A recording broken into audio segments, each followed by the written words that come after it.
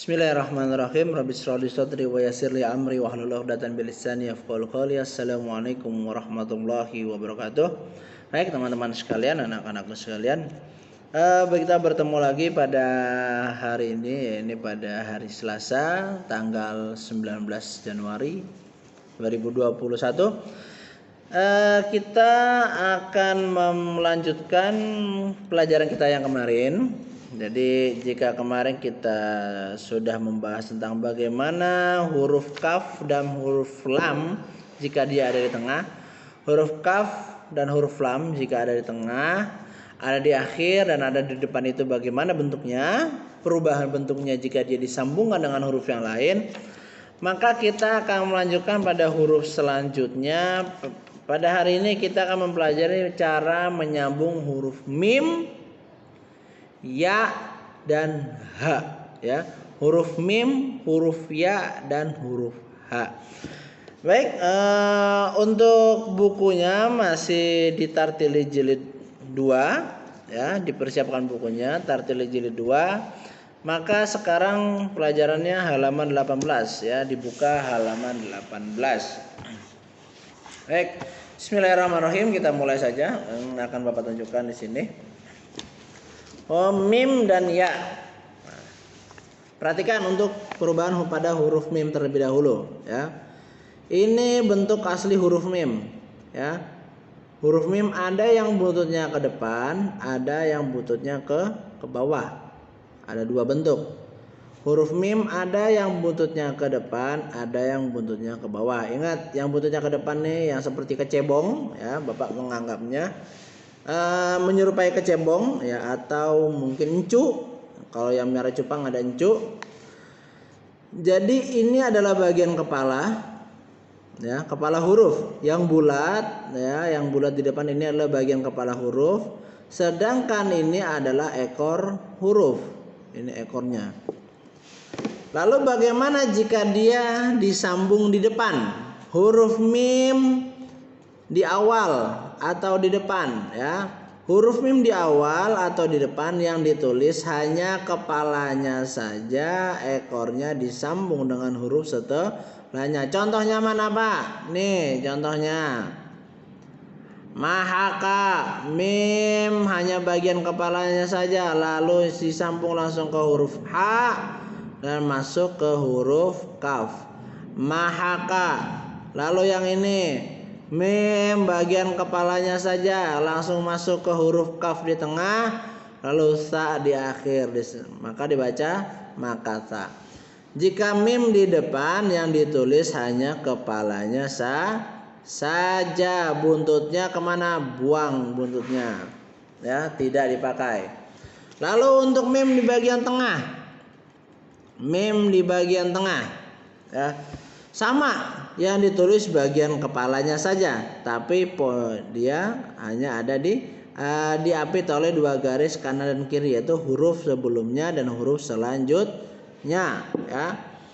Mim di tengah yang ditulis juga hanya bagian kepalanya saja, ekornya kemana? Tidak dipakai. Contoh ini jamaah, mimnya di tengah, ya, yang ada hanya bagian kepala bulat, tidak pakai buntut, buntutnya buang, nggak usah dipakai, ya.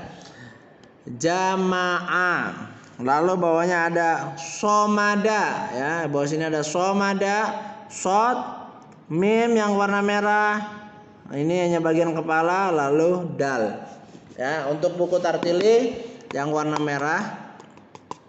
Lalu selanjutnya mim di akhir. Bagaimana mim di akhir? Mim di akhir balik ke bentuk semula atau huruf hijaiyah semuanya. Jika dia ditulis di belakang atau di akhir, maka kembali ke bentuk semula, ya. Ekornya dipakai lagi atau ada yang ekornya ke bawah, ada yang ke depan, ada yang ke bawah. Misalkan ini yatama, mimnya balik ke huruf selanjutnya.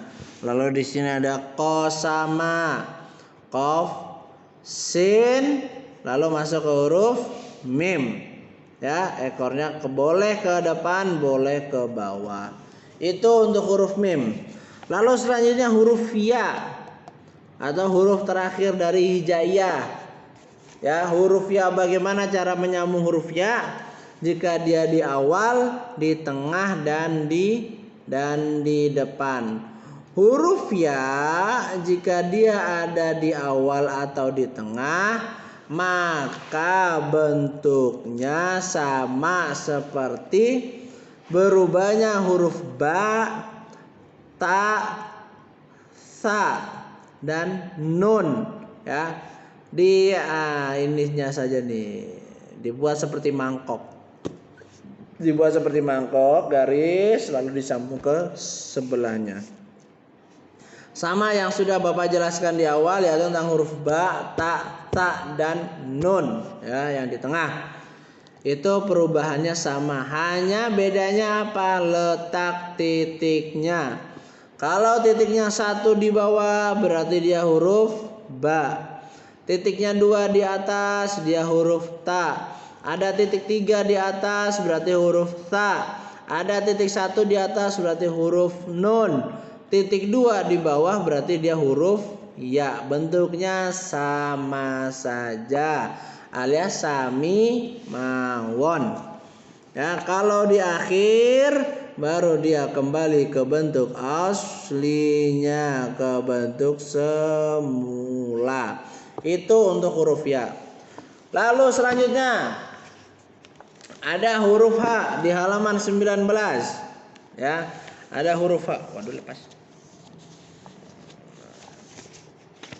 Lalu ada huruf H di halaman 19. Ya, huruf H. Ini bentuk asli dari huruf H, asli bilsod. Nah, ini bentuknya huruf H, ada garisnya melewati tengah. Ditarik dari sini, garis melengkung ke sini, naik sedikit, putar ke tengah, keluar. Huruf H. H di tengah bagaimana, Pak? Bentuknya sama, hanya jika dilihat di sini bulatannya atau yang kosong itu kanan dan kiri. Jika kita lihat di sini ada ruang kosong di sebelah kanan dan di sebelah kirinya. Maka jika dia di tengah, dia ruang kosongnya pindah ke batas dan ke bawah, dibalik, dibuat kayak simpul, kayak ikatan H di tengah itu. Tahu simpul kan? Ikatan, ikat-ikat. Nah, itu bentuknya sama seperti itu.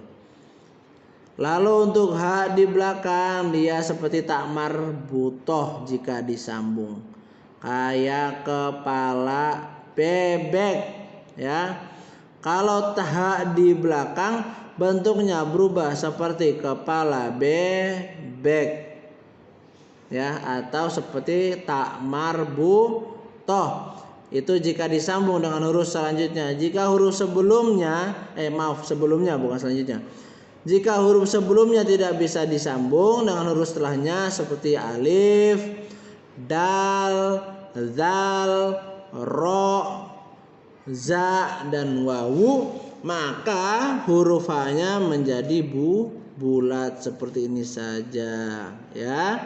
Bulat seperti bola. Baik, perhatikan di sini. H di depan, ya. H di depan bentuknya masih sama seperti bentuk aslinya, ya. Kalau huruf yang lain, ya, alif sampai ya, selain huruf H, itu dia kembali ke bentuk aslinya jika dia ada di akhir atau di belakang. Maka untuk huruf H dia pengecualian. Dia di depan baru kembali ke bentuk aslinya. Ketika dia di belakang dia berubah, berbeda dengan huruf yang lainnya. Baik, perhatikan di sini. Hana'a, hanya yang berwarna merah ini sama seperti aslinya. Hana'a. Lalu sampingnya ada jahada, hanya seperti simpul, ya, hanya seperti bentuknya seperti simpul. Ini H di tengah. Ruang kosongnya ada di atas dan di bawah, bukan di kanan dan di kiri. Jahada. Lalu ada Ini ha di akhir yang seperti Bapak bilang seperti kepala kodok. Seperti kepala bebek. Al-doha, ya. Al-doha. Lalu untuk ha di akhir yang berubah mana, Pak? Nah, nih yang paling bawah. Nada hanya bulat, tidak seperti ha yang di atas. Nah, tuh. Baik. Itu saja untuk materi hari ini. Mungkin itu saja yang bisa Bapak jelaskan. Kurang lebihnya mohon maaf. Bapak ingatkan sekali lagi, Bapak ulang sedikit lagi. Untuk huruf mim, jika dia ada di depan maka buntutnya tidak dipakai. Di depan, di tengah buntut huruf mim, yang ke depan atau ke bawah tidak dipakai. Tapi kalau dia di akhir, di belakang baru dia kembali ke bentuk semula. Untuk huruf ya, jika dia di depan dan di tengah, perubahan bentuk hurufnya sama seperti huruf ba, ta, sa, dan nun. Ya, ba, ta, sa, dan nun itu sama, hanya berbeda tempat dari titiknya saja. Lalu untuk huruf H, ya, untuk huruf H, jika dia di depan maka bentuknya sama seperti huruf aslinya. Jika dia di tengah, dia membalik. Jadi gimana ya? Kalau H itu, kalau dia di awal dia bentuknya begini nih, gampangnya begini. Ketika dia di tengah, nah dia begini. Itu. Jadi kalau di depan ada ruang kosong, celahnya itu di kanan dan di kiri. Sedangkan jika dia ada di tengah, dia adanya di atas dan di bawah. Bentuknya seperti simpul atau seperti ikatan. Lalu untuk H di belakang atau di akhir kata, di akhir kalimat, itu jika dia sambung dengan huruf sebelumnya atau huruf sebelum huruf A itu bisa disambung dengan huruf setelahnya, maka bentuknya seperti kepala bebek. Jadi begini bentuknya. Nah, begini nih. Nih, H nih. Jadi begini turun. Nah, sedangkan untuk jika huruf sebelumnya tidak bisa disambung dengan huruf setelahnya, maka dia berbentuk bulat. Baik, mungkin itu saja dapat Bapak sampaikan. Hari ini hanya materi saja, jadi tidak ada tugas dan lain sebagainya. Syukron ala ihtimamikum ma'ana ja'ala kuli umurikum. Assalamualaikum warahmatullahi wabarakatuh.